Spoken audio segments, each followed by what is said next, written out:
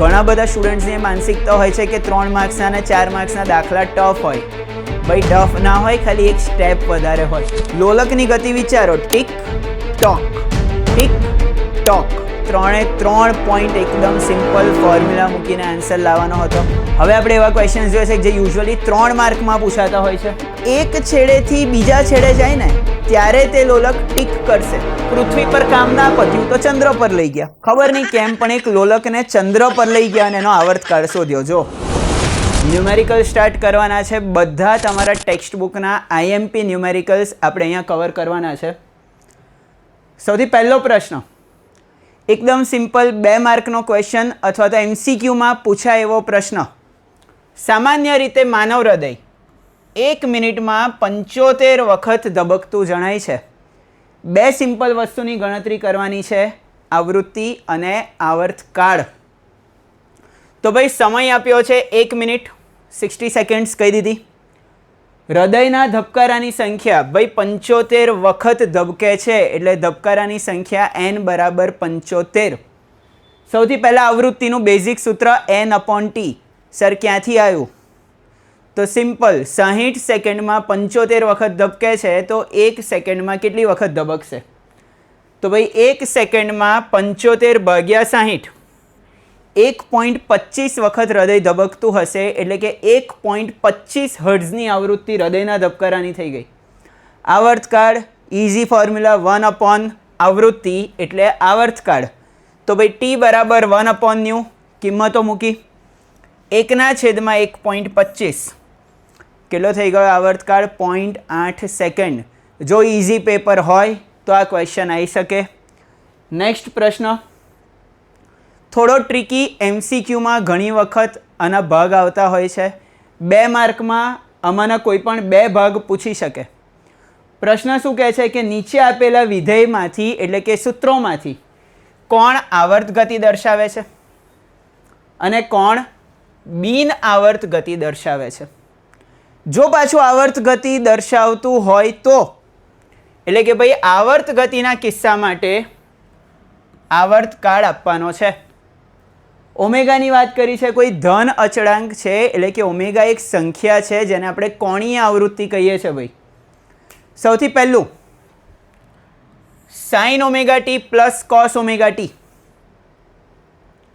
તો sin ωt plus cos ωt ને આપણે સરળ આવર્ત ગતિનું સૂત્ર જે હતું એ sin ωt plus b cos ωt સાથે સરખાઈએ તો અહીંયા sin ωt સાથે કોણ ગુણેલું છે? જો sin ωt સાથે 1 ગુણેલું છે, cos ωt સાથે પણ 1 ગુણેલું છે. મતલબ એની જગ્યાએ અને બીની જગ્યાએ શું લખી શકાય? 1. જો મેં એ અને બીની જગ્યાએ 1 લખ્યું એટલે આપણો કંપ વિસ્તાર શું થતો હતો? √a² + b². કંપ વિસ્તાર √1² વત્તા 1² એટલે √2. tan phi હતું b/a. પ્રારંભિક કળા માટે આપણે જે સૂત્ર લાવ્યા હતા tan phi, that was b/a. કિંમતો મૂકી, tan phi બરાબર 1 એટલે phi બરાબર થઈ ગયું π/4. ભાઈ કંપ વિસ્તાર √2, પ્રારંભિક કળા π/4 મૂકો એટલે એક્સનું સૂત્ર થઈ ગયું √2 sin ωt પ્લસ π/4. ભાઈ આ તો સરળ આવર્ત ગતિનું જ સૂત્ર થઈ ગયું એટલે ઓબ્વિયસલી આવર્ત ગતિ દર્શાવે છે. આવર્ત ગતિ દર્શાવે છે તો આવર્તકાળ કેટલો? 1/, આવૃત્તિ અથવા તો 2π/ω. 2π/, કોણીય આવૃત્તિ. તો ભાઈ આવર્તકાળ પણ મળી ગયો 2π/ω. સૌથી મસ્ત પ્રશ્ન આ બીજો ભાગ. આ જે બીજો ભાગ છે ક્લાસિક છે. કેમ?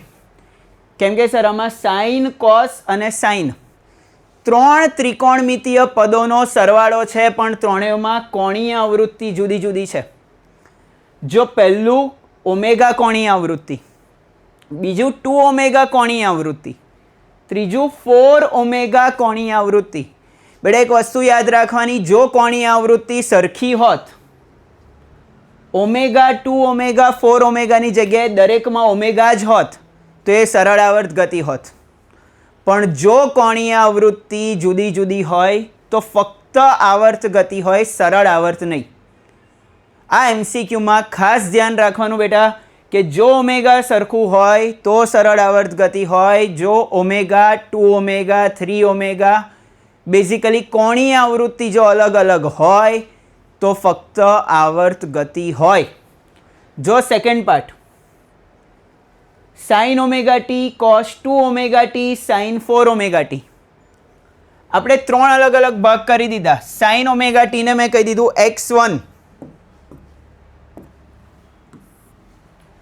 કોસ 2 ઓમેગા ટીને કહી દીધું x2, સાઇન 4 ઓમેગા ટીને કહી દીધું x3. તો સર ત્રણેય આવર્ત ગતિ તો દર્શાવે જ છે. સાઇન પણ આવર્ત વિધેય છે, કોસ પણ આવર્ત વિધેય છે.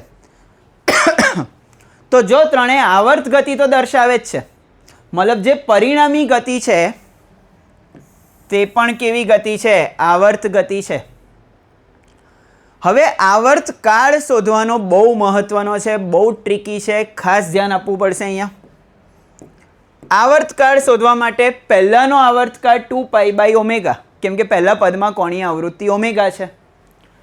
આ 2π ઓમેગાને મેં કહી દીધું T0. બીજા પદની કોણીય આવૃત્તિ 2 ઓમેગા, તો એનો આવર્તકાળ 2π/2 ઓમેગા. હવે આપણી અંદર રહેલો માણસ, દરેકની અંદર એક માણસ હોય કે જે ક્યાંક બગડી કેન્સલ કરો, પણ આપણે બગડી નહીં બગાડવાની. આપણે શું કરવાનું? 2π ઓમેગાને T0 કહી દેવાનું. જો 2π ઓમેગાને હું T0 કહી દઉં તો આવર્તકાળ કેટલો? T0/2. એવી જ રીતના છેલ્લું પદ 4 ઓમેગાની કોણીય આવૃત્તિ, ભાઈ 4 ઓમેગાની કોણીય આવૃત્તિ છે 2π/4 ઓમેગા. અગેન 2π ઓમેગાને T0 કહી દીધું, આવર્તકાળ થઈ ગયો T0/4. ચલો અહીંયા સુધી ખ્યાલ આવી ગયો? Yes sir. હવે ઇમ્પોર્ટન્ટ છે, હવે થોડુંક ધારી લેવાનું. શું ધારી લેવાનું? તો ત્રણેયમાં મોટી સંખ્યા કઈ? સર T0/2 નાની, T0/4 એનથી નાની, T0 સૌથી મોટી. તો મેં T0ને કહી દીધું 1 સેકન્ડ. તો T0/2 કેટલું થાય? એનું અડધું, એટલે હાફ સેકન્ડ. T0/4 કેટલું થાય? એનું અડધું, એટલે 1/4 સેકન્ડ. તો ભાઈ 1/4 સેકન્ડમાં ત્રીજું પદ એક વખત પોતાનું આવર્ત પૂરું કરે, મતલબ કે જો આ ગતિનો એક ભાગ હોય તો ત્રીજું પદ એક વખત ગતિ કરે 0.25 સેકન્ડમાં. પણ બીજાનો આવર્તકાળ તો 0.50 છે, આનો મતલબ આ અડધી જ વખત ગતિ કરશે. પહેલાનો આવર્તકાળ તો 1 સેકન્ડ છે, મતલબ એ તો 0.25 વખત જ ગતિ કરશે, પોતાની ગતિનું પુનરાવર્તન કરશે નહીં. આવર્તકાળનો મતલબ શું? તો આ ત્રણેય પદ પૂર્ણાંક સંખ્યામાં, મારા શબ્દો સાંભળજો, પૂર્ણાંક 1 2 3 4 5 6 7 8 9 10 એ બધાને પૂર્ણાંક સંખ્યા કહેવાય. ત્રણેય પદ પૂર્ણાંક સંખ્યામાં પોતાની ગતિ પૂરી કરતા હોય, ભલે 1 હોય 2 હોય 5 હોય, અલગ અલગ હોઈ શકે, પણ ત્રણેય પદ પૂર્ણાંક સંખ્યામાં પોતાની ગતિ પૂરી કરતા હોય એ મિનિમમ જે ટાઈમ લાગે એને આવર્તકાળ કહેવાય. તો સર 0.25 સેકન્ડમાં ત્રીજું પદ એક વખત ગતિ કરે છે, પણ બીજા અને પહેલા પદની ગતિ એક વખત બી ના થઈ. એની ઉપર જઈએ 0.50 સેકન્ડ. 0.50 સેકન્ડ એટલે કે 1/2 સેકન્ડમાં બીજું પદ એક વખત ગતિ પૂરી કરે છે, ત્રીજું પદ 2 વખત ગતિ પૂરી કરે છે. 0.25 સેકન્ડ આવર્તકાળ છે એટલે 0.50માં કેટલી વખત ગતિ પૂરી થાય? 2 વખત. પણ પહેલા પદની ગતિ તો અડધી વખત જ પૂરી થઈ, કેમ કે એનો આવર્તકાળ તો છે કે 1 સેકન્ડ છે, એટલે અડધી સેકન્ડમાં પહેલા પદની ગતિ પૂરી થાય નહીં. હવે વાત કરો 1 સેકન્ડ. તો સર 1 સેકન્ડમાં પહેલું પદ એક વખત ગતિ પૂરી કરે, જે બીજું પદ હતું એનો આવર્તકાળ 1/2 આવ્યો, તો 1 સેકન્ડમાં એ 2 વખત ગતિ પૂરી કરે. ત્રીજા પદનો આવર્તકાળ આવ્યો 1/4 સેકન્ડ, તો એ ભાઈ 3 ના સર 4 વખત ગતિ પૂરી કરે. તો જો પૂર્ણાંક સંખ્યામાં ગતિ થઈ કે દર 1 સેકન્ડમાં sin ઓમેગા ટી વાળું પદ 1 વખત ગતિ પૂરી કરે, cos 2 ઓમેગા ટી વાળું પદ 2 વખત ગતિ પૂરી કરે, sin 4 ઓમેગા ટી વાળું પદ 4 વખત ગતિ પૂરી કરે. મતલબ કે મિનિમમ ટાઈમ 1 સેકન્ડ થયો. પણ ભાઈ 1 સેકન્ડ તો મેં ધારેલો ટાઈમ હતો ને, ઓરિજિનલ ટાઈમ તો કેટલો હતો એ t0. इसका मतलब ये कि आवर्तकाल કેટલો થયો t0. જો આવર્તકાળ t0 થયો એટલે કેટલો લખી શકાશે 2π/ω. ચલો ક્લિયર થયું દરેકને. આનું બીજું એક ઉદાહરણ લઈ લઈએ. ધારો કે મારી જોડે આવું પદ છે sin 2ωt વત્તા cos 4ωt. જો તો પહેલા પદનો આવર્તકાળ કેટલો 2π/2ω. અહીંયા બગડી ગઈ એટલે મેં કીધું π/ω અને કહી દીધું t0. 4ωt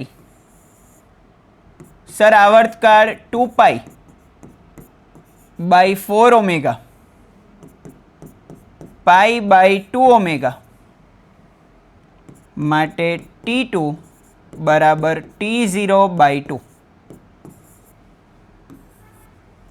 પાછું ધારી લેવાનું. શું ધારી લેવાનું? તો સર t0 બરાબર 1 સેકન્ડ અને t0/2 કેટલું થાય 1/2 સેકન્ડ. પાછો આવર્તકાળ વિચારીએ તો 1/2 સેકન્ડમાં 4ω વાળું પદ 1 વખત ગતિ પૂરી કરે, પણ 2ω વાળું પદ તો એક જ વખત ના અડધી જ વખત ગતિ પૂરી કરે. કેમ કે 4ω વાળા પદનો આવર્તકાળ 1/2 સેકન્ડ છે અને 2ω વાળા પદનો આવર્તકાળ 1 સેકન્ડ છે. એટલે અડધી સેકન્ડમાં તો આખી ગતિ પૂરી કરી શકે નહીં. તો હવે મિનિમમ ટાઈમ કેટલો કે જ્યારે બંને પૂર્ણાંક સંખ્યામાં ગતિ કરે? તો સર 1 સેકન્ડ. કેમનું 1 સેકન્ડ? તો ભાઈ પહેલું પદ 1 વખત ગતિ કરે, બીજું પદ 2 વખત કરે. બીજી 1 સેકન્ડ પછી પહેલું પદ 1 વખત, બીજું 2 વખત. ત્રીજી 1 સેકન્ડ પછી 1 વખત, 2 વખત. પુનરાવર્તન થતું જ જાય. મતલબ આવર્તકાળ થયો t0. t0 એટલે અહીંયા કેટલું થશે ભાઈ π/ω. આ થઈ ગયો પરિણામી ગતિનો આવર્તકાળ. ચલો બહુ સિમ્પલ હતું, ઇઝી હતું સર. આગળ નેક્સ્ટ ભાઈ e−ωt. માઇનસ ગતને લખવું હોય તો 1/e−ωt લખાય. ટીની અલગ અલગ કિંમતો મૂકો એટલે છેદ વધતો જાય. છેદ વધતો જાય એટલે એક્સનું મૂલ્ય ઘટતું જાય. જો જેમ સમય આગળ વધશે એમ છેદ વધશે. છેદ વધશે એટલે એક્સનું મૂલ્ય શું થશે ભાઈ? ઘટશે. મતલબ કે એક્સનું મૂલ્ય ટીની જુદી જુદી કિંમતો માટે અસમાન છે. જો એક્સનું મૂલ્ય ટીની જુદી જુદી કિંમતો માટે અસમાન હોય મતલબ તે કેવી ગતિ દર્શાવે છે બેટા? બિન આવર્ત ગતિ.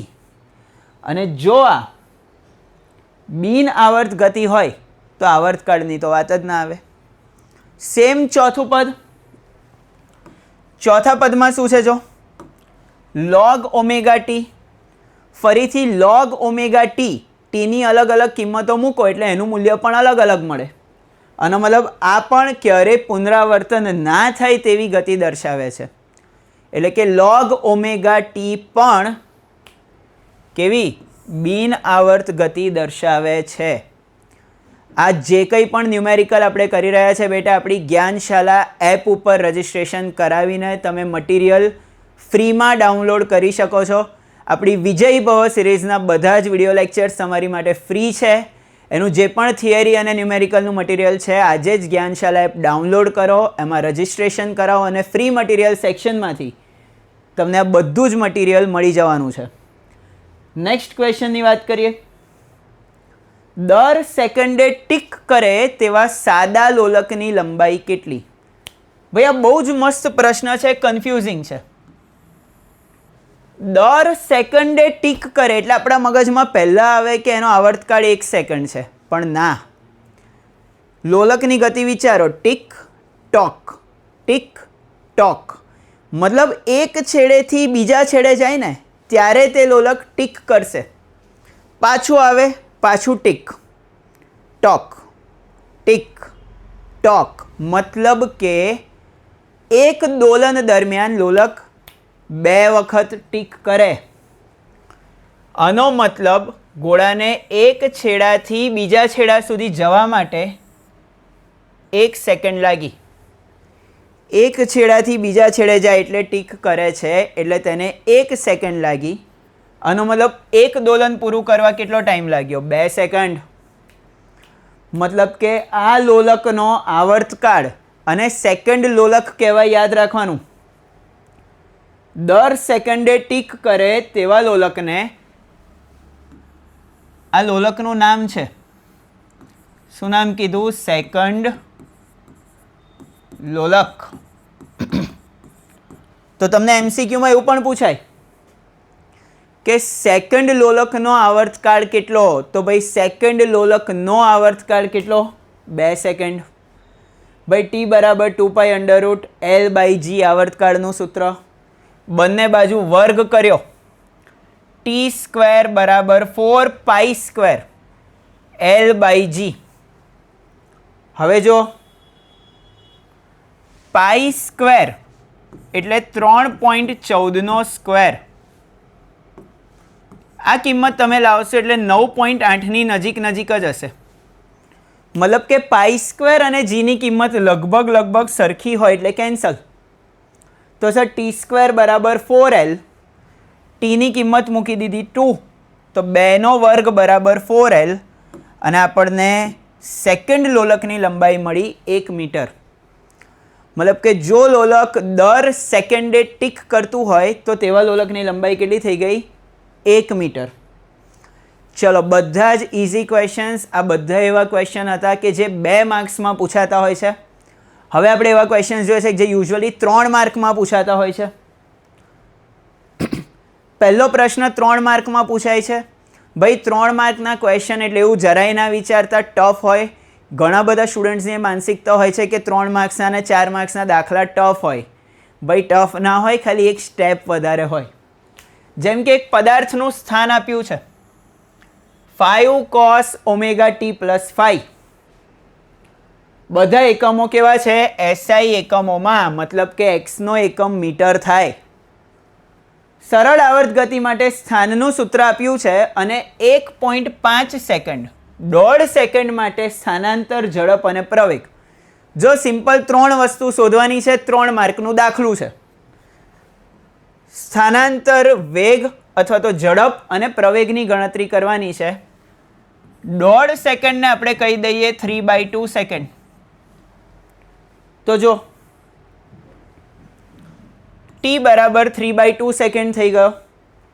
સ્થાનનું જે સૂત્ર છે x બરાબર 5 cos ωt + 5, એમાં T બરાબર 3/2 મૂકી દીધું. જો T બરાબર 3/2, 2 આપણે કેન્સલ કર્યું, તો શું બચ્યું સર? 3π + π/4. હવે અહીંયા cos 3π + θ બરાબર લખાય -cos θ. બેઝિક મેથ્સનો ત્રિકોણમિતિનો એકદમ સિમ્પલ કન્સેપ્ટ કે cos 3π + θ હોય તો સીધું -cos θ લખાય. તો આપણે ડાયરેક્ટ લખી કાઢ્યું cos 3π + θની જગ્યાએ -cos θ. cos π/4 આપણને ખબર જ છે ભાઈ, cos 45 ડિગ્રીની કિંમત 1/√2. 1/√2 મૂક્યું 0.71. સીધો જવાબ આવી ગયો આપણો સ્થાનાંતરનો -3.55. -3.55 મીટર એનું સ્થાન હશે. કેટલા સમયે? 1.5 સેકન્ડે. બીજી 2 વસ્તુ શોધવાની રહી, ઝડપ અને પ્રવેગ. તો જો આપણાને જે સૂત્ર આપ્યું છે સ્થાન, એને સરળ આવર્ત ગતિના સૂત્ર સાથે સરખાઈ દઉં છું. તો ભાઈ સરળ આવર્ત ગતિનું સૂત્ર શું છે? a cos omega t plus phi. તો a બરાબર મળી ગયું 5 મીટર, t જોડે જે ગુણાય તે ઓમેગા મળી ગયું 2 પાઈ રેડિયન પ્રતિ સેકન્ડ, અને ફાઈ એટલે કે પ્રારંભિક કળા મળી ગઈ π/4. થિયરીમાં આપણે જોયું હતું વેગ એટલે સ્થાનનું સમયની સાપેક્ષમાં વિકલન. જો x બરાબર a cos omega t plus phi હોય તો v બરાબર dx/dt. શું સૂત્ર હતું? Minus a omega sine omega t plus phi. ભાઈ -5 ઓમેગાની જગ્યાએ 2 પાઈ, સાઇન ટીની જગ્યાએ 3/2. તો ભાઈ એ અને ઓમેગાની કિંમતો મૂકી એટલે આપણને વેગનું સૂત્ર મળી ગયું.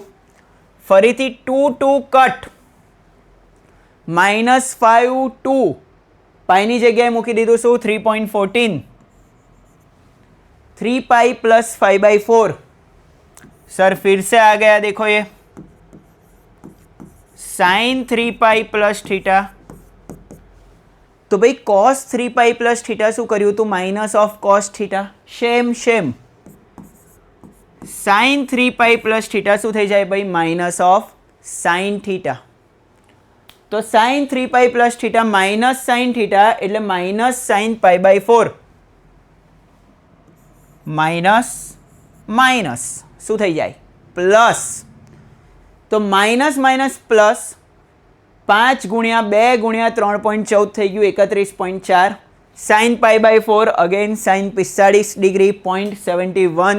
કિંમતો મૂકી દીધી, કેલ્ક્યુલેટર લઈ આવ્યા. જવાબ શું આવ્યો? 22.3 મીટર પ્રતિ સેકન્ડ. આ મને મળી ગઈ ઝડપ. કણનું સ્થાન મળી ગયું, કણની ઝડપ મળી ગઈ. 3માંથી 2 માર્ક આવી ગયા. ત્રીજું લાવવાનું છે પ્રવેગ. તો ભાઈ પ્રવેગનું તો સૂત્ર છે જ minus omega square x minus omega कितना था? 2 पाई. तो 2 पाई नो वर्ग गुणिया एक्स. एक्स કેટલું હતું? -3.55. તો ભાઈ x બરાબર મૂકી દીધું -3.55. માઇનસ માઇનસ થઈ ગયું પ્લસ, એટલે પ્રવેગ કેટલો થઈ ગયો? 140 મીટર પ્રતિ સેકન્ડ સ્ક્વેર. તો ભાઈ 3 પોઈન્ટ એકદમ સિમ્પલ ફોર્મ્યુલા મૂકીને આન્સર લાવવાનો હતો. ચલો એક્સના સૂત્રમાં કિંમતો મૂકો, સ્થાન મળે. સ્થાનનું વિકલન કરો, વેગ મળે. કિંમતો મૂકો એટલે ઝડપ આવી ગઈ. પ્રવેગના સૂત્રમાં કિંમતો મૂકો એટલે પ્રવેગનું મૂલ્ય મળે. નેક્સ્ટ ક્વેશ્ચન બહુ જ મસ્ત, બહુ જ એટલે બહુ જ મસ્ત. ધ્યાન આપજો, બહુ જ લોજિકલ પ્રશ્ન છે. આકૃતિમાં દર્શાવ્યા પ્રમાણે કે જેટલો સ્પ્રિંગ અચળાંક ધરાવતી 2 સરખી સ્પ્રિંગ છે. બંનેનો એક છેડો દ્રઢ આધાર બાજુ છે અને વચ્ચે એમ દળનો બ્લોક છે. દર્શાવો કે દ્રવ્યમાન સંતુલન સ્થિતિથી સ્થાનાંતરિત થાય. દ્રવ્યમાનને કોઈ પણ એક બાજુ સ્થાનાંતરિત કરો તો તે સરળ આવર્ત ગતિ કરે. પહેલાં તો દર્શાવવાનું અને પછી લાવવાનો શું? તેનો આવર્તકાળ. તો લાવીએ છે. ધારો કે આ બ્લોકને હું ડાબી બાજુ સૂક્ષ્મ સ્થાનાંતર આપું છું x જેટલું. બ્લોકને મેં ડાબી બાજુ ખસેડ્યો એટલે લેફ્ટવાળી સ્પ્રિંગમાં પુનઃસ્થાપક બળ આવે. વિચાર, ડાબી બાજુની સ્પ્રિંગને મેં સંકોચન આપ્યું. સંકોચન આપ્યું એટલે પુનઃસ્થાપક બળ એની વિરુદ્ધ દિશામાં. એને મેં કહી દીધું F1. જમણી બાજુવાળી સ્પ્રિંગ ખેંચાઈ. ખેંચાઈ એટલે એનું વિસ્તરણ થયું. વિસ્તરણ થયું એટલે પુનઃસ્થાપક બળ આ વિસ્તરણની વિરુદ્ધ દિશામાં, એટલે કે પાછું જમણી બાજુ જ લાગ્યું. લા એને કહી દીધું F2. ફિરસે જો બ્લોકને મેં ડાબી બાજુ x ખસેડ્યો એટલે લેફ્ટવાળી સ્પ્રિંગ દબાઈ, પુનઃસ્થાપક બળ દબાણની વિરુદ્ધ દિશામાં એટલે જમણી બાજુ. જમણી બાજુવાળી સ્પ્રિંગ ખેંચાઈ, પુનઃસ્થાપક બળે ખેંચાણની વિરુદ્ધ દિશામાં એટલે કે પાછું જમણી બાજુ. તો ભાઈ બંને સ્પ્રિંગમાં જે બળ લાગ્યા તે સમાન દિશામાં લાગ્યા. ભાઈ જો બળ સમાન દિશામાં લાગ્યા તો પરિણામી બળમાં સરવાળો થઈ જાય. તો પરિણામી બળ કેટલું? F1 plus F2. પહેલી સ્પ્રિંગની લંબાઈમાં ફેરફાર કેટલો? x. બીજી સ્પ્રિંગની લંબાઈમાં ફેરફાર કેટલો? x. તો ભાઈ પુનઃસ્થાપક બળ હોય એટલે -kx અને -kx, ટોટલ કેટલું થઈ ગયું? -2kx. ભાઈ 2k આપણી જોડે અચળ છે. અહીંયાથી એવું કહી શકાય જે બળ લાગ્યું F ચલે છે -x.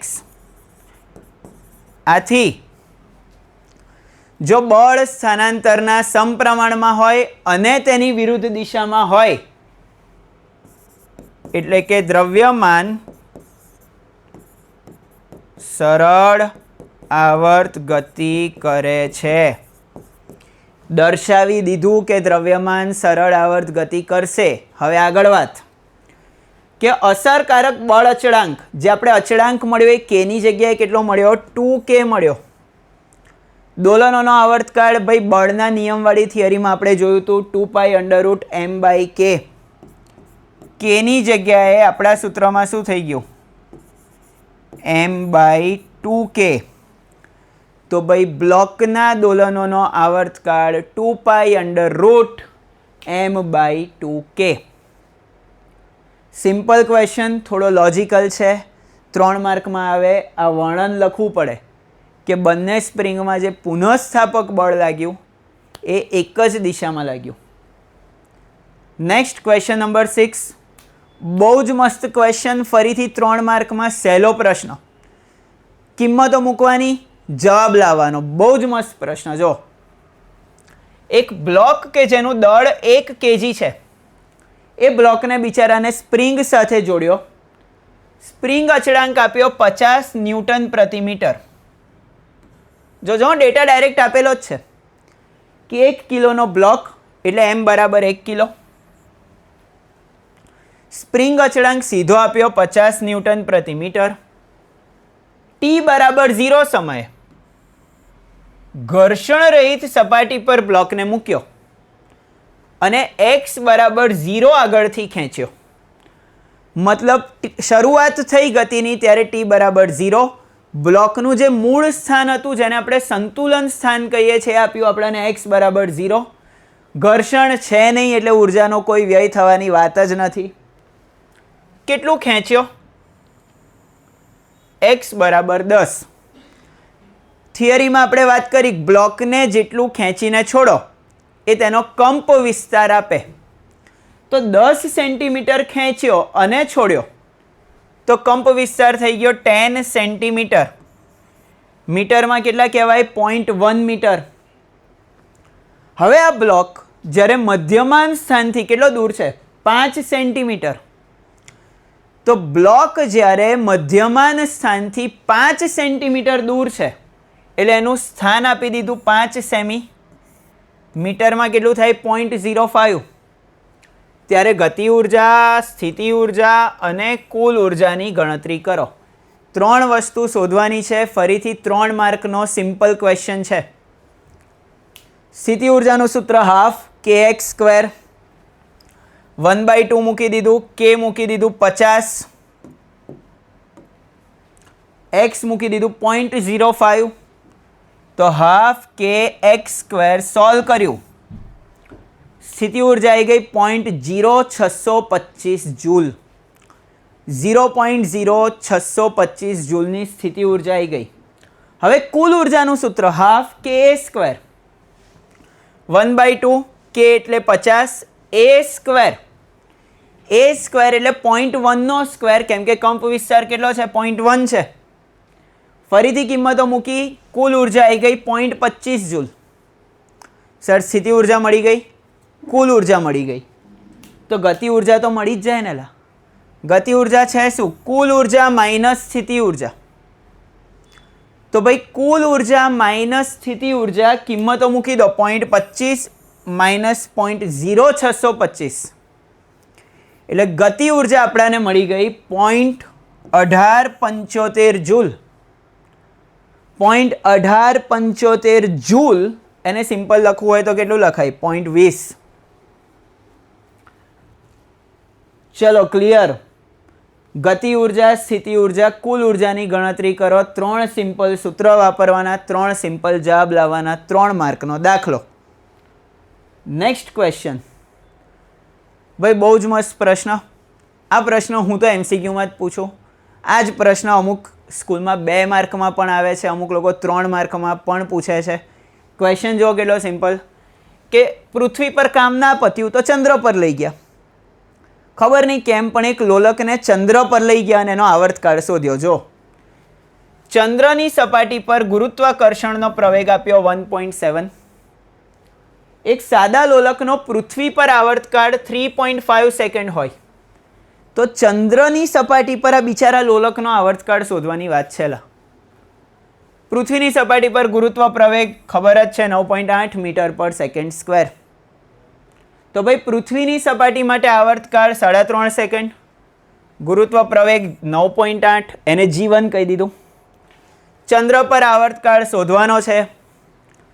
ચંદ્ર પર ગુરુત્વ પ્રવેગ 1.7 આપેલું જ છે. સાદા લોલકનો આવર્તકાળ 2π√L/G, 2 અચળ, પાઈ અચળ, L અચળ. 2πL અચળ એટલે બિચારો આવર્તકાળ T ચલે છે 1/√G. T2 ભાગ્યા T1, જો ગુણોત્તર ડાયરેક્ટ ક્યાંથી આવ્યો? આવી જા. T2 ભાગ્યા T1 સમપ્રમાણતા છે 1/√G ની, એટલે 1/√G2 ભાગ્યા 1/√G1. અંશનો છેદ ક્યાં જાય? છેદમાં. અને છેદનો છેદ ક્યાં જાય? અંશમાં. એટલે G1/G2. તો અહીંયા આપણે લખી દીધું T2/T1 is equal to √G1/G2. T2 ભાગ્યા 3.5 બરાબર √9.8 ભાગ્યા 1.7. 9.8 ભાગ્યા 1.7નું વર્ગમૂળ કર્યું એટલે આપણને મળ્યું 2.4. 3.5 સામે જશે એટલે ગુણાકારમાં જશે. 3.5 ગુણ્યા 2.4 એટલે કે 8.4 સેકન્ડ. આ થઈ ગયો ચંદ્રની સપાટી પર સાદા લોલકનો આવર્તકાળ. ચલો અહીંયા સુધીના સમ એકદમ સિમ્પલ છે, એકદમ ક્લિયર છે.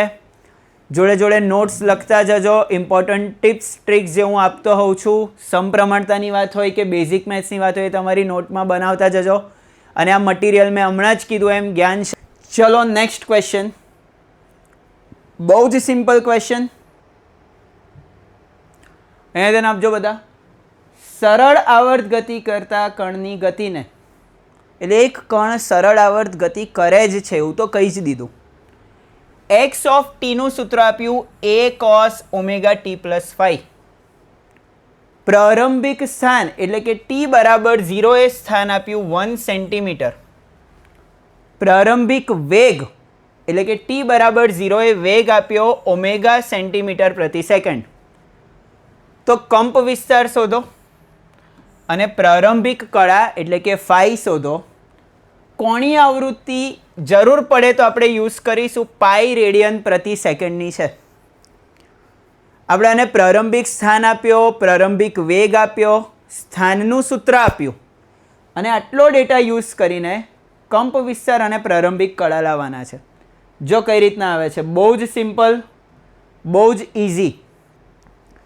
સ્થાન આપ્યું છે a cos omega t plus 5. વેગ એટલે સ્થાનનું સમયની સાપેક્ષમાં વિકલન. a અચળ, કોસનું વિકલન માઇનસ સાઇન અને ઓમેગા ટી પ્લસ 5નું વિકલન ઓમેગા. તો ભાઈ a અચળ, કોસનું વિકલન માઇનસ સાઇન અને ખૂણાના વિકલન વડે ગુણી કાઢ્યું એટલે મને વેગ મળી ગયો. સ્થાનના સૂત્રમાં t બરાબર 0 મૂકો એટલે પ્રારંભિક સ્થાન મળે.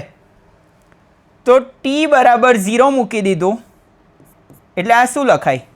ઓમેગા ગુણ્યા 0 એટલે 0 પ્લસ 5 એટલે કે a cos phi બરાબર મળ્યું 1 અને આપ્યું આપણે સમીકરણ 1 a cos phi બરાબર 1 જેને આપ્યું સમીકરણ 1 વેગના સૂત્રમાં t બરાબર 0 મૂકો તો પ્રારંભિક વેગ આપ્યો છે ઓમેગા તો ભાઈ minus a omega sine 0 plus phi omega omega omega cancel a sine phi ઋણ નિશાનીને મોકલી મેં સામે તો a સાઇન phi થઈ ગયું -1 સમીકરણ નંબર 2 તો ભાઈ પ્રારંભિક સ્થાન ઉપરથી સમીકરણ 1 મળ્યું a cos phi બરાબર 1 પ્રારંભિક વેગ પરથી સમીકરણ 2 મળ્યું a sin phi બરાબર -1 બંનેનો વર્ગ કરીને સરવાળો કર્યો તો a square cos square phi વત્તા a square sin square phi 1 વત્તા 1 કેટલું થઈ ગયું 2 અહીંયાથી a સ્ક્વેર કોમન કાઢ્યું કૌંસમાં શું બચ્યું cos સ્ક્વેર વત્તા sin સ્ક્વેર કેટલું થઈ જશે 1 તો a સ્ક્વેર બરાબર 2 એ બરાબર મળી ગયું √2 સેન્ટીમીટર આ એક જવાબ આપણાને મળી ગયો કંપ વિસ્તાર √2 સેન્ટીમીટર હવે સાઇન ભાગ્યા કોસ આપણાને ખબર છે tan થીટો થાય તો મેં શું કર્યું 2/1 a sin phi છેદમાં a cos phi a cancel જમણી બાજુ મળ્યું -1/1 એટલે -1 tan phi બરાબર -1 મળ્યું એટલે phi બરાબર -π/4 આવ્યું હવે અહીંયા જો બહુ ઇમ્પોર્ટન્ટ વસ્તુ આ 0 આ ખૂણો થયો -π/4 એટલે કે -45 ડિગ્રી પણ જો આ જ ખૂણાને મારે એક્સ અક્ષની સાપેક્ષમાં બતાવવો હોય તો શું આને 315 ડિગ્રીનો ખૂણો કહેવાય આખા વર્તુળનો ખૂણો 360 એમાંથી 45 કાઢી નાખું તો જો એક્સ અક્ષની સાપેક્ષમાં મારે ખૂણો બતાવવો હોય તો 315 ડિગ્રી એને 7 વખત 45 ડિગ્રી લખાય એટલે કે 7π/4 લખાય એટલે પ્રારંભિક કળાના બે શક્ય જવાબ લખી શકો તમે -π/4 અથવા તો 7π/4 પ્રશ્ન અહીંયા પતતો નથી આ પ્રશ્ન 4 માર્કનો છે તમને એવું નથી કીધું કે અહીંયા દાખલો પતી ગયો દાખલો આગળ જાય છે અને આગળ શું કહે છે જો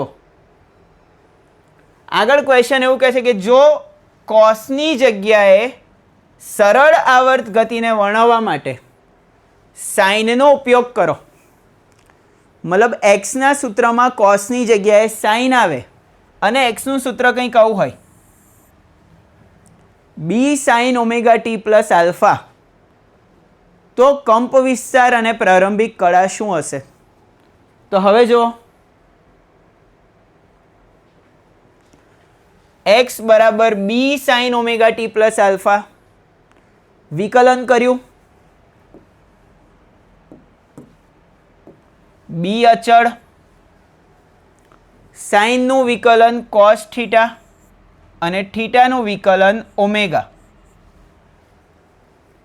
તો b અચળ સાઇનનું વિકલન cos થીટા થીટાનું વિકલન ઓમેગા એટલે આપણને વેગનું સૂત્ર મળી ગયું અને વેગનું સૂત્ર શું મળી ગયું b omega cos omega t plus alpha હવે સેમ દાખલો રિપીટ કરવાનો કેમનો તો સર સમય 0 મૂકો એટલે પ્રારંભિક સ્થાનમાં સમીકરણ 1 મળે વેગમાં સમય 0 મૂકો એટલે સમીકરણ 2 મળે 1 અને 2 નો વર્ગ કરીને સરવાળો કરો સેમ મેથડથી b બરાબર √2 મળી ગયું હવે 1/2 કર્યું 1/2 કર્યું એટલે a sin alpha upon a cos alpha આપણે અહીંયા કંપ વિસ્તાર પ્રશ્નમાં કીધો એટલો લઈ લઈએ b તો b sin alpha upon b cos alpha b cancel sin by cos થઈ ગયું tan આલ્ફા બરાબર 1 એટલે આલ્ફા બરાબર π/4. તો જેવું સાઇન ઉપયોગ કરો તો વેગના સૂત્રમાં કોસ આવે, સ્થાનના સૂત્રમાં કોસ હોય તો વેગના સૂત્રમાં સાઇન આવે. કંપ વિસ્તાર સેમ રહ્યો, પ્રારંભિક કળા બદલાઈ ગઈ. પ્રારંભિક કળા આગળના કેસમાં હતી -π/4 અથવા 7π/4, આપણી જોડે અહીંયા થઈ ગઈ π/4. નેક્સ્ટ 9મો પ્રશ્ન બહુ જ મસ્ત, ફરીથી લોજિકલ પ્રશ્ન, ફરીથી કેલ્ક્યુલેટિવ પ્રશ્ન. જો શું કહે છે કે સ્પ્રિંગના સ્કેલમાં 50 કિલોગ્રામ સુધીનું છે. આનો મતલબ તમે મહત્તમ કેટલું દળ લટકાઈ શકો? 50 કિલો. એનાથી વધારે દળ સ્પ્રિંગનો કાંટો માપી શકતો નથી. એક વજન કાંટો છે જે સ્પ્રિંગના આધારે કાર્ય કરે છે અને એમાં 50 kg સુધીનું જ રીડિંગ છે, એટલે મેક્ઝિમમ 50 કિલો લટકાવાય અને એની કુલ લંબાઈ આપી 20 સેન્ટીમીટર. આનો મતલબ શું કે જ્યારે આપણે 50 કિલોનું દળ લટકાઈએ ત્યારે એની લંબાઈ 20 સેન્ટીમીટર વધે. એની એટલે કોની? સ્પ્રિંગની. તો ભાઈ ડેટા લઈ લીધો કે m બરાબર 50 kg માટે સ્પ્રિંગની લંબાઈમાં થતો વધારો 20 સેમી એટલે કે 0.20 મીટર. સ્પ્રિંગ અચળાંકનું સૂત્ર મળી ગયું મને, F બરાબર kx. તો k બરાબર F/x. F કેટલું? વજન જેટલું. 50 કિલો લટકાયું એનું વજન mg ભાગ્યા x કેટલું? 0.20. તો mg/x. કિંમતો મૂકી દીધી, મને સ્પ્રિંગ અચળાંક મળી ગયો. શું મળી ગયો? સ્પ્રિંગ અચળાંક. હવે ક્વેશ્ચન આગળ લઈ જઈએ કે આ કાંટા પર એક પદાર્થને લટકાયો અને એને દોલનો કરાયા તો આવર્તકાળ આપ્યો 0.6 સેકન્ડ.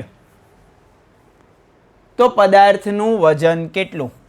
મતલબ હવે આપણે 50 કિલો ના લટકાયું, બીજો કોઈ પદાર્થ લટકાયો જેનું દળ નહીં ખબર અને એને થોડોક ખેંચીને છોડી દીધો, સ્થાનાંતરિત કરાવીને છોડી દીધો, તો એ 0.6 સેકન્ડના આવર્તકાળથી દોલનો કરે છે.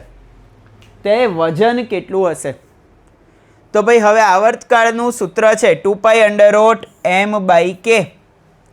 એમની જગ્યાએ આપણે કેટલું દળ લટકાયું? m'. તો ભાઈ m' દળ લટકાયું, t બરાબર 2π√m'/k. બંને બાજુ વર્ગ કરીને લખી કાઢ્યું તો t² બરાબર 4π² m'/k.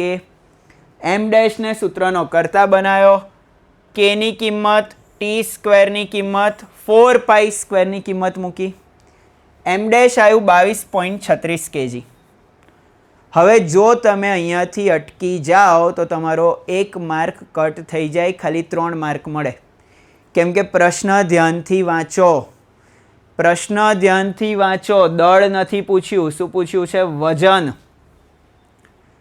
પદાર્થનું દળ નહીં શોધવાનું, પદાર્થનું વજન શોધવાનું છે. એટલે કે લટકાવેલ પદાર્થનું વજન m'(g). m' અને g ની કિંમત મૂકી એટલે લટકાવેલ પદાર્થનું વજન 219 ન્યૂટન વજન લટકાયું હશે. બહુ જ સિમ્પલ દાખલો છે, પણ એક નાનું સ્ટેપ ભૂલી જાઓ તો માર્ક્સ કટ થઈ જાય.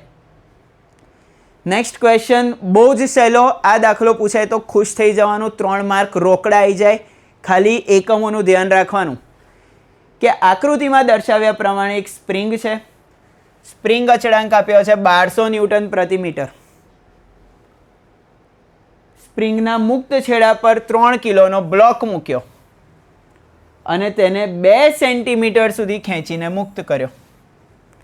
તો ભાઈ સ્પ્રિંગ અચળાંક આપ્યો, દળ આપ્યું, 2 સેન્ટીમીટર ખેંચીને મુક્ત કર્યો. આનો મતલબ કંપ વિસ્તાર આપી દીધો 2 સેન્ટીમીટર. હમણાં જ આવો એક દાખલો જોયો હતો ભાઈ. તો કે દે દિયા 1200, એમ દે દિયા 3 kg, કંપ વિસ્તાર 2 સેન્ટીમીટર એટલે કે 0.02 મીટર. સેન્ટીમીટરને મીટરમાં ફેરવવા હોય તો 100 વડે ભાગવું પડે, 2/100 0.02. 3 વસ્તુ શોધવાની છે: આવૃત્તિ, મહત્તમ પ્રવેગ, મહત્તમ ઝડપ. ત્રણેય વસ્તુ શોધતા પહેલાં લઈ આવ્યા કોણીય આવૃત્તિ. શું સૂત્ર છે? ω = √k/m. k કેની અને એમની કિંમત મૂકી 1200 ભાગ્યા 3 400 400નું પાછું વર્ગમૂળ એટલે 20 રેડિયન પ્રતિ સેકન્ડ કોની આવૃત્તિ થઈ ગઈ? દોલનોની આવૃત્તિ. પહેલો પ્રશ્ન દોલનોની આવૃત્તિ ઓમેગા અપોન 2 પાઈ. ઓમેગાની કિંમત મૂકી 2 પાઈ મૂક્યું, આન્સર આવી ગયો 3.2 હર્ટ્ઝ. આવૃત્તિનો એકમ હર્ટ્ઝમાં હોય તો ઓમેગા બરાબર 20, 2 પાઈ મૂકી દીધું. નેક્સ્ટ મહત્તમ પ્રવેગ. તો ભાઈ પ્રવેગનું શું સૂત્ર છે? એ ઓમેગા સ્ક્વેર. એની વેલ્યુ 0.02, ઓમેગા સ્ક્વેર એટલે 20નો વર્ગ 400. કિંમતો મૂકી, કેલ્ક્યુલેટર યુઝ કર્યું, મહત્તમ પ્રવેગ આવી ગયો 8 મીટર પ્રતિ સેકન્ડ સ્ક્વેર. સેમ મહત્તમ ઝડપ એ ઓમેગા, એ મૂક્યું, ઓમેગા મૂક્યું, આન્સર આવી ગયો 0.4 મીટર પ્રતિ સેકન્ડ. આ ચેપ્ટરના મોટાભાગના ક્વેશ્ચન એવા છે કે તમને ફોર્મ્યુલાઝ આવડે, પ્રારંભિક ઝડપ, મહત્તમ ઝડપ, સ્થાનનું સૂત્ર, પ્રવેગનું સૂત્ર, બળ અચળાંક, આવર્તકાળ, સાદા લોલકનો આવર્તકાળ. જેટલા સૂત્રો તમારા જીભના ટેરવે હશે એટલા જ દાખલા સહેલા હશે. નેક્સ્ટ ક્વેશ્ચન બહુ જ સિમ્પલ, 2 માર્કની નાનકડી દાખલી કે એક એન્જિનના સિલિન્ડર હેડમાં પિસ્ટન 1 મીટરનો સ્ટ્રોક ધરાવે છે. સ્ટ્રોકનો મતલબ પ્રશ્નમાં જ આપણાને આપ્યો છે. જો સ્ટ્રોકનો મતલબ શું? કંપ વિસ્તાર કરતાં બમણું અંતર. આનો મતલબ 2a બરાબર 1 મીટર. કંપ વિસ્તાર કરતાં બમણું અંતર આપણાને આપ્યું છે 1 મીટર. એ બરાબર થઈ ગયું 0.5 મીટર. કોની આવૃત્તિ આપી છે? 200 રેડિયન પ્રતિ મિનિટ. તો ઓમેગા બરાબર આપ્યું છે 200 રેડિયન પ્રતિ મિનિટ. તેની મહત્તમ ઝડપ કેટલી છે? હમણાં જ આગલા દાખલામાં સૂત્ર મૂક્યું. મહત્તમ ઝડપ એ ઓમેગા, એ બરાબર 0.5, ઓમેગા બરાબર 200. જવાબ આવ્યો 100. સર આટલો સહેલો દાખલો છે તો પૂછાય કેમ? કેમ કે આનું એકમ બહુ યુનિક છે. એકમ શું થશે? કંપ વિસ્તારનો મીટર, ઓમેગાનો રેડિયન પ્રતિ મિનિટ. એટલે તમારી જે મહત્તમ ઝડપ આવી એનો એકમ થયો મીટર પ્રતિ મિનિટ. એકમમાં ભૂલ કરવાની નહીં, મીટર પ્રતિ મિનિટની ઝડપ છે. નેક્સ્ટ બહુ જ મસ્ત. ખબર નહીં લોકોને આ દાખલો કેમ અઘરો લાગતો હોય છે. બહુ જ સહેલો દાખલો, ખાલી એક નાનકડું સૂત્ર આવડવું જોઈએ ભાઈ. પ્રશ્ન શું કહે છે કે એલ લંબાઈનો અને એમ દ્રવ્યમાનનો ગોળો ધરાવતું એક સાદું લોલક છે. આ લોલકને ગાડીમાં જઈને લટકાઈ આવ્યા અને ગાડી આર ત્રિજ્યાના વર્તુળ માર્ગ પર ગતિ કરે છે. પાછું કેવી રીતના? નિયમિત ગતિ સાથે, એટલે કે અચળ ઝડપથી. ધારો કે આપણે ગાડીની ઝડપ કહી દીધી v, તો એલ લંબાઈનું એમ દળનો ગોળો ધરાવતું એક લોલક ગાડીમાં લટકાયું અને ગાડી વર્તુળ માર્ગે ગતિ કરે છે, જે વર્તુળ માર્ગની ત્રિજ્યા છે r.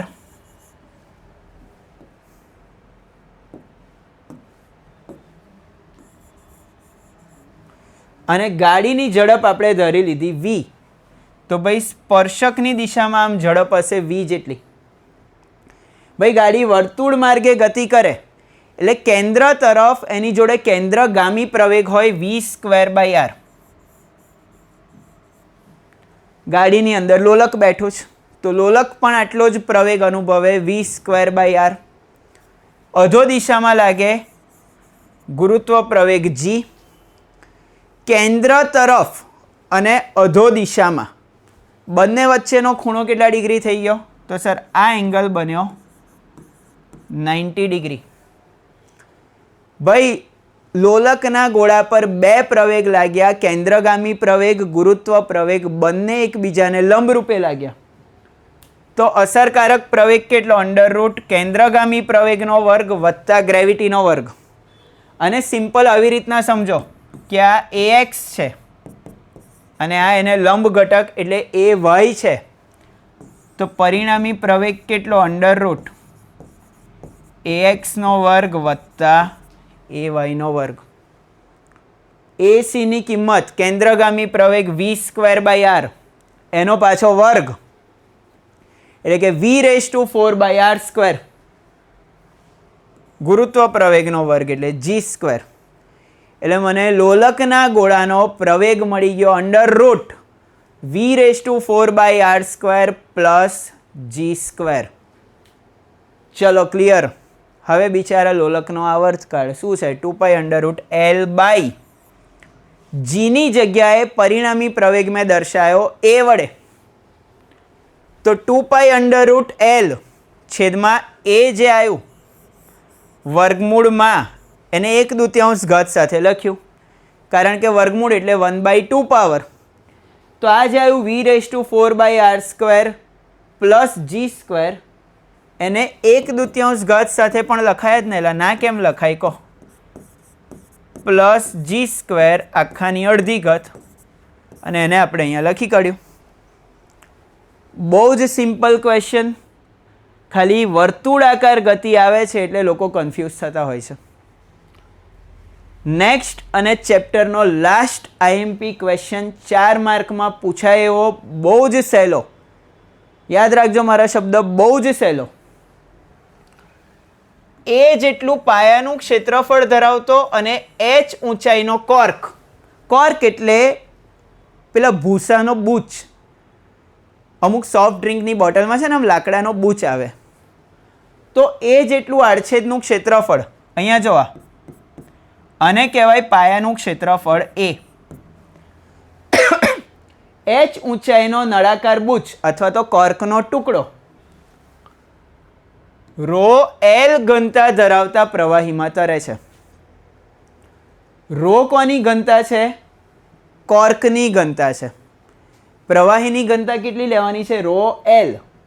તો ભાઈ ρL ઘનતા ધરાવતા પ્રવાહીમાં તરે છે. આ કોર્કને ડૂબાડ્યો અને છોડી દીધો. તો તેને સહેજ ડૂબાડીને છોડી દો તો દર્શાવો કે તે સરળ આવર્ત દોલનો કરે. અને એટલું જ નહીં, એનો આવર્તકાળ પણ આટલો જ હોવો જોઈએ. ખાલી એવું નહીં બતાવવાનું સરળ આવર્ત દોલનો કરે, એની સાથે સાથે એવું પણ બતાવવાનું કે સરળ આવર્ત દોલનો તો કરે જ છે, પણ આટલો જ આવર્તકાળ હોવો જોઈએ. તો હવે મારી વાત સમજો કે ધારો કે શરૂઆતમાં એનો L લંબાઈનો ભાગ ડૂબેલો છે. એનો L લંબાઈનો ભાગ ડૂબેલો છે એનો મતલબ શું કે એનું જેટલું પણ વજન બળ છે એ પ્રવાહીના ઉત્પ્લાવક બળથી સંતુલિત થયું. તો આ પરિસ્થિતિમાં કોર્કનું વજન બળ બરાબર પ્રવાહી વડે લાગતું કયું બળ? ઉત્પ્લાવક બળ. હું એને હજી થોડો ડૂબાડું. આનો મતલબ શું કે સર વધારે પ્રવાહી વિસ્થાપિત થાય. અને શું એવું કહી શકાય કે જો હું એને થોડોક વધારે ડૂબાડું તો જેટલું વધારે પ્રવાહી વિસ્થાપિત થયું એ કોર્ક પર વધારાનું બળ લગાવશે. હવે વિચારો, મેં દબાયો નીચે તરફ, ઉત્પ્લાવક બળ લાગ્યું ઉપર તરફ. મતલબ કે વધારાનું પ્રવાહી જે વિસ્થાપિત થાય એ જે વધારાનું બળ લગાવે એ સ્થાનાંતરની વિરુદ્ધ દિશામાં હોય. એટલે હું એને નીચે ધકેલું છું. કેટલું વધારાનું નીચે ધકેલું છું? y જેટલું. અને એની પર ઉર્ધ્વ દિશામાં ઉપર તરફ વધારાનું બળ લાગ્યું. સીધી અને સટ વાત કે વધારાનું બળ y ની વિરુદ્ધ દિશામાં લાગ્યું. હવે એ જોઈએ કે કેટલું લાગ્યું. તો કોર્કનું પોતાનું દળ કેટલું? ઘનતા ગુણ્યા કદ. નળાકારનું કદ કેટલું? આડછેદનું ક્ષેત્રફળ ગુણ્યા નળાકારની ઊંચાઈ. આડછેદનું ક્ષેત્રફળ એ આપેલું છે, ઊંચાઈ આપી છે h. ધારો કે તેને y જેટલું, તેને એટલે કોર્કને y જેટલું સ્થાનાંતર આપો તે કેટલા કદના પ્રવાહીનું વિસ્થાપન કરે? તો એ y જેટલા કદના પ્રવાહીનું વિસ્થાપન કરે. જો અહીંયાથી આઈડિયા આવશે. આટલો જે નળાકારનો ભાગ થયો એનું કદ કેટલું થયું? ay. કેમ કે પાયાનું ક્ષેત્રફળ એ, ઊંચાઈ y. તો તે એવાય જેટલા કદના પ્રવાહીને વિસ્થાપિત કરે અને આ વિસ્થાપિત પ્રવાહીના વજન બળ જેટલું જ બળ એ ઉત્પ્લાવક બળ તરીકે અનુભવે, એટલે કે ઉર્ધ્વ દિશામાં અનુભવે. તો F બરાબર -mg. m એટલે વિસ્થાપિત પ્રવાહીનું દળ. આ દળનું સૂત્ર શું? તો સર પ્રવાહીની ઘનતા ગુણ્યા કદ. પ્રવાહીની ઘનતા રો લિક્વિડ કદ AY. ઋણ નિશાની શું સૂચવે છે કે ભાઈ મેં સ્થાનાંતર નીચે આપ્યું હતું એટલે કે y અધો દિશામાં છે, પણ બળ ઉપર તરફ એટલે કે ઉર્ધ્વ દિશામાં એટલે કે y ની વિરુદ્ધ દિશામાં લાગ્યું. જો ભાઈ આને વ્યવસ્થિત લખ્યું રો એ જી વાય. રો એ જી અચળ છે જેને કહી દીધું કે. તો રો એ જી બરાબર કે એટલે કે અચળ લેતા F બરાબર -KY. બળ સ્થાનાંતરના સમપ્રમાણમાં અને તેની વિરુદ્ધ દિશામાં લાગ્યું એટલે કે ભાઈ તે સરળ આવર્ત દોલનો કરાવશે કોર્કને, એ સાબિત થઈ ગયું. જો સરળ આવર્ત દોલનો થતા હોય તો આવર્તકાળનું સૂત્ર શું? 2π√m/k. m એટલે કોર્કનું દળ રો AH, k એટલે રો લિક્વિડ AG, એ કેન્સલ અને આવર્તકાળ 2π√ρh રો લિક્વિડ G, જે આપણે સાબિત કરવાનું છે. અને આ સાથે સરળ આવર્ત ગતિ અને દોલનો ચેપ્ટર નંબર 13 થિયરી અને ન્યુમેરિકલ્સ પૂરા થાય છે. મસ્ત નોટ્સ આપણી જ્ઞાનશાલા એપ ઉપરથી ડાઉનલોડ કરી દેજો. સરસ તમારી નોટ્સ બનાવી દેજો. ચેપ્ટર રિવાઇઝ કરી દેજો. ફાઇનલ એક્ઝામમાં વન ઓફ ધ હાઈએસ્ટ વેટેજવાળું ચેપ્ટર છે. નેક્સ્ટ વિડીયોમાં આપણે મળીશું નેક્સ્ટ ચેપ્ટર માટે. ત્યાં સુધી બાય બાય. જય સ્વામિનારાયણ.